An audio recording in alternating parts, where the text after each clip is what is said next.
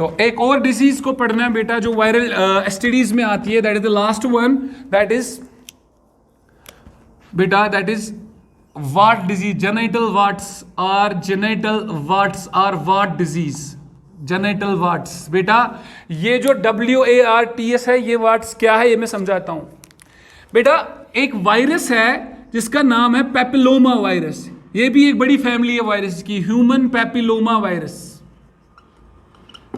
Papilloma virus बेटा ये जो ह्यूमन पेपिलोमा वायरस की फैमिली है उसी से ये काज होता है जेनिटल वाट। जैसे मैं आपको बोल चुका हूं कि whenever there will be any mention of genital herpes, you should remember there is presence of blisters, ठीक है ना, वेट ब्लिस्टर्स, फुल ब्लिस्टर्स। जब आज के बाद वाट्स की बात की जाएगी किसी जगह, वाट किसको कहते हैं बेटा, वाट कहते हैं यूजुअली, आप एक प्रेजेंटेशन इसकी रखेंगे दिमाग में, वो है कि एक आउट ग्रोथ होगी है बेटा, आउट ग्रोथ या मास ऑफ सेल्स या टिश्यू, आउट ग्रोथ। किसी जगह एक हार्ड बेटा, एक हार्ड आउट ग्रोथ निकलेगी किसी मसल की, किसी टिश्यू की, किसी एपिथेलियल टिश्यू की, उसको हम वाट कहते हैं, लंप जिसको कहते हैं बेटा, ठीक है बेटा। किसी जगह होता है ना जिसको आप कहते हैं कि ये कोई मस्कुलर ग्रोथ हुई है जो कि मेरी बॉडी के आम ग्रोथ से, नॉर्मल ग्रोथ से बाहर है, और वो हार्ड है, हार्ड टिश्यूज, हार्ड सेल्स उसमें लग रहे हैं, उसको कहते हैं आउट ग्रोथ और मास ऑफ सेल्स, या उसको हम लंप ऑफ सेल्स कहते हैं, उसको वाट कहते हैं। वहां ब्लिस्टर्स थे, यहां लंप ऑफ सेल्स है, यहां लंप है, मस्कुलर लंप है बेटा। वो जो वाट्स और ब्लिस्टर्स, यही डिफरेंस है। इसका मतलब है इसके सिम्टम में क्या लिखेंगे हम जेनिटल सिम्टम वर्ड्स में, देयर इज शाबाश प्रेजेंस ऑफ या अपीयरेंस ऑफ शाबाश वेरियस वाट्स ऑन दी शाबाश जेनिटल ऑर्गन्स, जेनिटल ऑर्गन्स। यहां वहां वेट ब्लिस्टर्स थे, यहां लग रहा है कि ड्राई सोर्स है, ड्राई वाट्स है, आउट ग्रोथ ऑफ बेटा मस्कुलर मास है, ठीक है ना, सेल्यूलर मास ऑफ सेल्स एक जगह जमा हुए हैं जेनिटल सरफेसेस पे। और जेनिटल सरफेस आपको पता है मेल्स के जेनिटल सरफेस पे भी और फीमेल के जेनिटल सरफेस पे भी ये जमा हो सकते हैं। कौन? जेनिटल वाट्स अपीयर हो सकते हैं। ये काज करता है ह्यूमन पेपिलोमा वायरस। मगर यहां खास बात क्या है?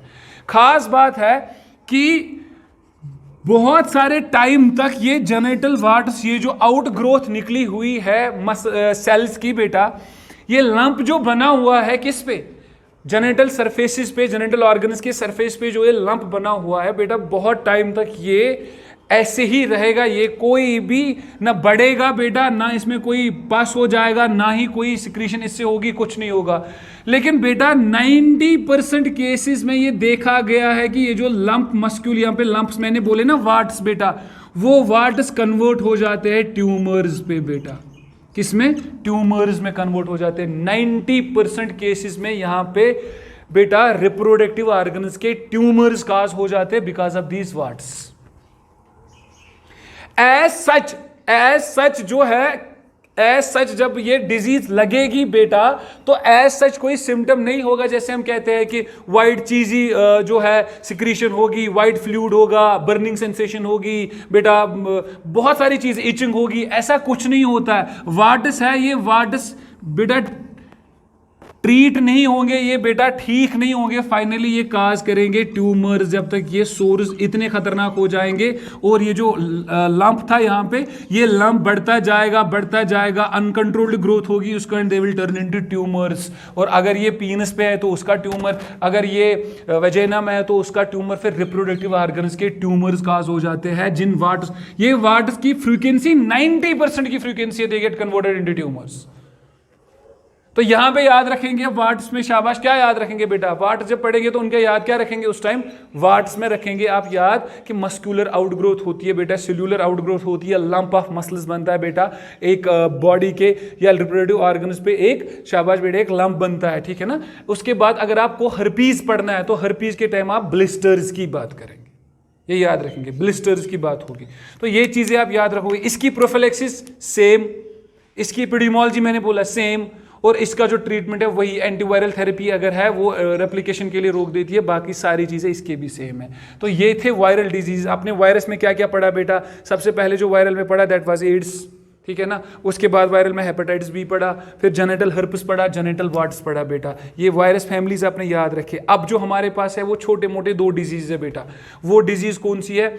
एक है हमारे पास जो मैंने लिखाई थी आपको, वो है एक कैंडिडिएसिस, वेजिनाइटिस उसको कहते हैं, वेजाइनल कैंडिडिएसिस, फंगल इन्फेक्शन है, that is very common, very very common, and that is not lethal in any way, very common. वो मैं भी बताता हूँ, यीस्ट का एक इन्फेक्शन है। एक प्रोटोजोन डिजीज है, वो भी बताता हूँ, वो भी सिर्फ फीमेल्स में काज हो सकती है, वेजाइना में रहता है वो एक प्रोटोजोन, वो उसका भी नाम मैं बोलूँगा, ट्राइकोसोमिएसिस आपने नाम लिखा होगा पहले कॉपी पे, तो उसी को हम डिस्कस करेंगे। छोटे 2 डिजीज है, they are not lethal, they are common diseases, और उनका जो ट्रीटमेंट होता है ना वो बिल्कुल सिंपल होता है, वो खुद भी ठीक हो सकती है, डिपेंड्स ऑन दी हाइजीन। तो उनको हम अभी डिस्कस करेंगे बेटा।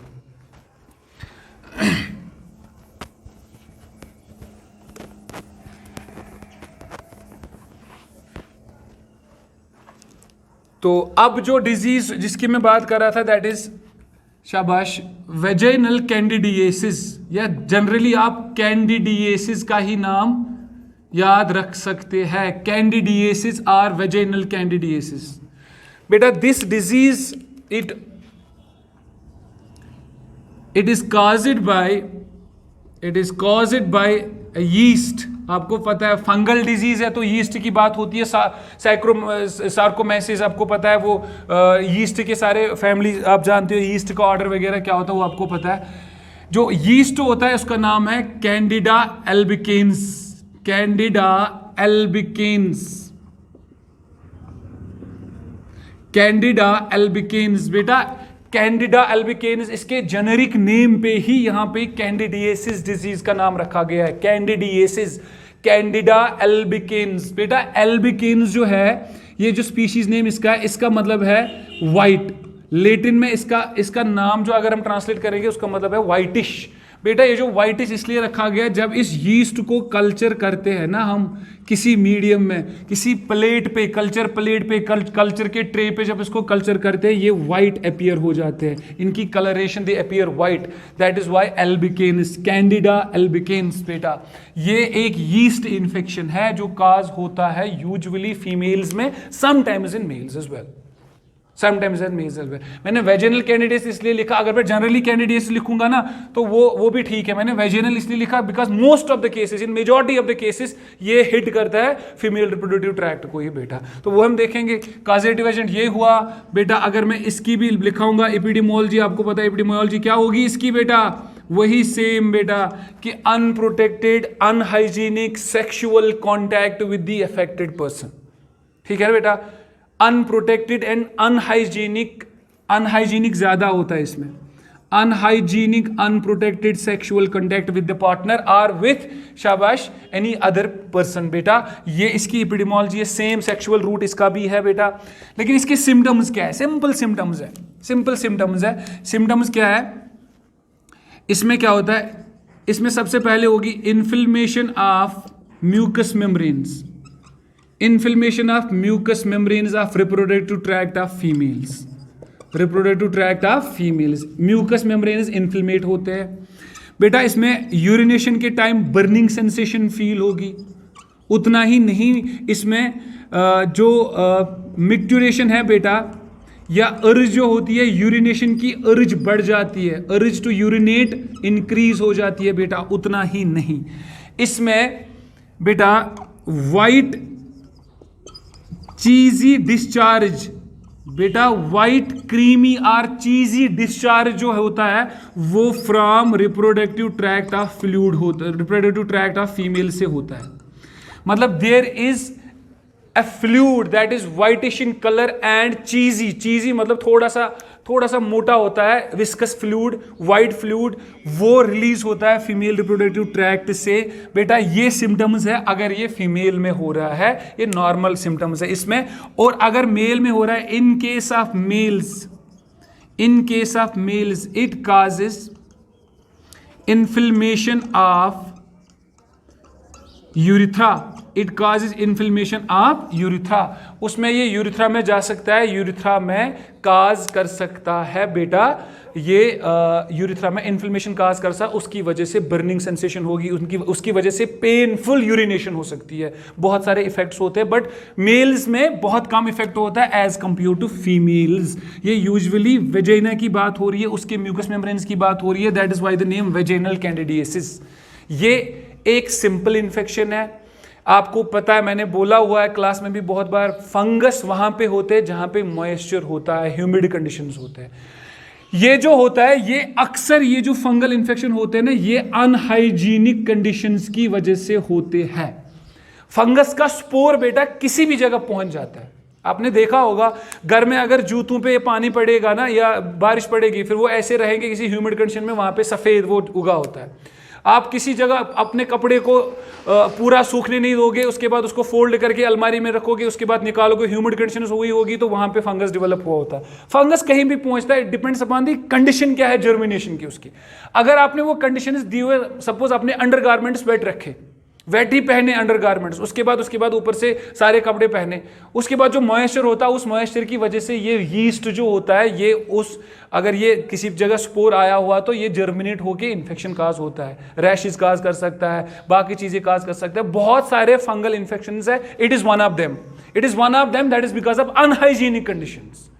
अगर किसी की जो रिप्रोडक्टिव ऑर्गन्स है उसका हाइजीन अच्छा नहीं है, it is one of the consequences is candidiasis and it is caused by yeast called as candida albicans. बेटा याद रखना, दीज आर द सिम्टम्स। अब इसकी प्रिवेंशन क्या करोगे? अब प्रिवेंशन तो मैंने अभी बोला, हाइजीन, प्रॉपर हाइजीन, ठीक है बेटा, प्रॉपर हाइजीन तो मैंने अभी बोला। उसके बाद वही, अगर सेक्सुअल ट्रांसमिटेड डिजीज है ये, तो आपको वही चीज़ें लिखनी पड़ेगी, प्रोस्टिट्यूशन नहीं, होमोसेक्सुअलिटी नहीं, होमोगेमी को प्रेफर करना है, पर्सनल हाइजीन रखना है, वेट अंडरगारमेंट्स नहीं पहने हैं, यही चीज़ें होती है बेटा, यही चीज़ें इंपॉर्टेंट है जो मैं बार बार बोलता आ रहा हूँ, ठीक है। तो इसका जो है बेटा, इसका जो ट्रीटमेंट है, इसका ट्रीटमेंट है, anti fungal creams are available, इसका ट्रीटमेंट है। ये वायरस वाला किस्सा नहीं, इसका ट्रीटमेंट है बेटा, हम कहेंगे इसका ट्रीटमेंट है। ट्रीटमेंट क्या है? बहुत सारी क्रीम्स आती है, क्लोट्रिमेजोल बेटा, क्लोट्रिमेजोल जो है एक एंटी फंगल ड्रग है, क्लोट्रिमेजोल बेटा, क्लोट्रिमेजोल एक ड्रग है, इस मेडिसिन से ये ट्रीट हो जाती है। अक्सर आपने देखा होगा ये क्लोट्रिमेजोल जो होता है ये क्रीम्स में होता है, ऑइंटमेंट्स में होता है, उन ऑइंटमेंट्स और क्रीम्स को हम कहते हैं ये एंटी फंगल होता है। इन एंटी फंगल ऑइंटमेंट्स को, एंटी फंगल क्रीम्स को लगाने से ये वेजाइनल कैंडिडियासिस आराम से ठीक हो जाता है बेटा। Clotrimazole one of the effective antifungal drugs that is in the market and that is effective against this candidiasis or any other anti। इसका स्पेक्ट्रम बेटा बहुत बड़ा होता है, इस क्लोट्रिमेजोल का जो स्पेक्ट्रम होता है ना, इसकी एक्टिविटी का स्पेक्ट्रम बहुत सारे फंगल डिजीज में ये यूज किया जा सकता है बहुत सारी एंटी फंगल थेरेपीज है जो इसको ठीक कर सकती है बेटा। This is the treatment of vaginal candidiasis. And the last disease here, it is a protozoan disease that is called as ट्राइकोसोमियासिस।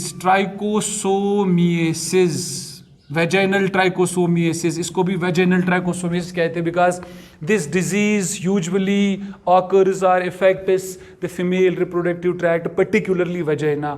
It seldom it goes to the males, it affects males। वो मैं बताता हूँ जब जाएगा तो कहाँ जाएगा। ट्राइकोसोमियासिस ये एक, it is a protozoan disease बेटा, ये याद रखेंगे आप, it is a protozoan disease, एक फ्लैजिलेटेड प्रोटोजोअन है, एक फ्लैजिलेट प्रोटोजोअन बेटा, प्रोटोजोअन है, ट्राइकोमोनास वेजिनैलिस, ट्राइकोमोनास वेजिनैलिस ये इसका नाम है, एक फ्लैजिला इसकी बॉडी पे होता है। ट्राइकोमोनास वेजिनैलिस ये एक प्रोटोजोअन डिजीज है, फ्लैजिलेटेड प्रोटोजोअन है। ये यूजुअली बेटा, ये trichomonas vaginalis usually it is present in, मैंने बोला था अभी, it is present in vagina of females. Usually majority of the cases में वही होगा, मेजॉरिटी ऑफ द केसेस में। बेटा ये जो ट्राइकोमोनास ट्राइकोसोमोनास वेजिनैलिस है ना, ये प्रोटोजोन याद रखेंगे आप लोग बेटा। ट्राइकोसोमियासिस जो डिजीज है इसका जो जेनेरिक नेम है ट्राइकोमोनास। ये जो ट्राइकोमोनास बेटा प्रोटोजोन होता है ना, ये हमारे गट फ्लोरा में भी बहुत होता है, ये पहले याद रखोगे आप। इसके बहुत सारे स्पीशीज हमारे गट के फ्लोरा में होते हैं। गट के फ्लोरा का मतलब क्या होता है बेटा, ये हमारे इंटेस्टाइन में प्रेजेंट होते हैं, ठीक है बेटा। बट इनकी ये वाली स्पीशी जो वेजिनैलिस है बेटा, इसका एक जिंजिवैलिस है जो गम्स में रहता है, इसका ये वाला है वेजिनैलिस जो रिप्रोडक्टिव ट्रैक्ट वेजिना में रहता है, वहां डिजीज काज करता है। वहां डिजीज क्या काज करेगा, अब इसके सिम्टम्स आपको याद रखने, वही बेटा painful urination. Painful urination females की बात कर रहा हूं, पेनफुल यूरिनेशन बेटा, इसमें इचिंग भी बहुत सारी होती है और यहां पे भी वाइट डिस्चार्ज होता है, वाइट डिस्चार्ज, व्हाइट फ्लूइड का डिस्चार्ज होता है, उसको हम लिकोरिया कहते हैं बेटा, इसको लिकोरिया कहते हैं। क्या कहते हैं, लिकोरिया। लिकोरिया का मतलब होता है जब व्हाइट डिस्चार्ज कंटिन्यूअसली हो जाएगा उसको लिकोरिया कहते हैं। यहां पे लिकोरिया कंडीशन फीमेल्स में हो जाती है। Besides painful urination, besides itching, besides inflammation, there is presence of white discharge from the female reproductive tract, we call the condition as leucorrhoea. तो ये है फीमेल्स के सिम्टम्स। अगर ये कभी फीमेल से, अच्छा एक इंपॉर्टेंट बात बताता हूं मैं आपको, ट्राइकोसोमियासिस जो है ये लगती किस में है, फीमेल में सबसे ज्यादा। वेजिनैलिस तो ये कहते हैं ट्रांसफर होती है मेल्स से, मेल्स में इफेक्ट ज्यादा नहीं करती है। एक क्लिनिकल बेटा इसकी ये सिग्निफिकेंस है कि ये जो है ये मेल से फीमेल्स में ट्रांसफर होता है, फीमेल्स में ज्यादा इफेक्टिव होता है बिकॉज इसको एनवायरनमेंट कल्चर का, इसको एनवायरनमेंट में रेप्लिकेशन का कहां मिलता है, फीमेल के वेजिना में। मगर कहते हैं ये लगता मेल्स से है, बट मेल्स को कभी हिट नहीं करता। अगर मेल्स को कभी हिट करते हैं कहते हैं वो ग्लैंड्स में जाता है, उनकी ग्लैंड्स को हिट करता है। आपको याद होगा बेटा कौन कौन सा ग्लैंड है मेल के रिप्रोडक्टिव सिस्टम में, आपको पता है कौन कौन से ग्लैंड्स है, सेमाइनल वेसिकल्स है, प्रोस्टेट ग्लैंड है बेटा, उन ग्लैंड्स में जाके ये इफेक्ट करता है अगर कभी किया तो। लेकिन यूजुअली इसकी जो बेटा डिवेलिंग प्लेस है that is the vagina of या mucus membranes of the vagina of female reproductive tract, ये वहीं पे डिवेल करता है। देखो स्पीशीज का नाम ही पड़ा है, उसका स्पेसिफिक नेम ही है ट्राइकोमोनास वेजिनैलिस, ये वही रहता है। That means in 99% of the cases females are affected by this type of protozoan called as trichomonas, and the disease is known as trichosomiasis. It is characterized by the licoria and itching and painful urination, burning sensation.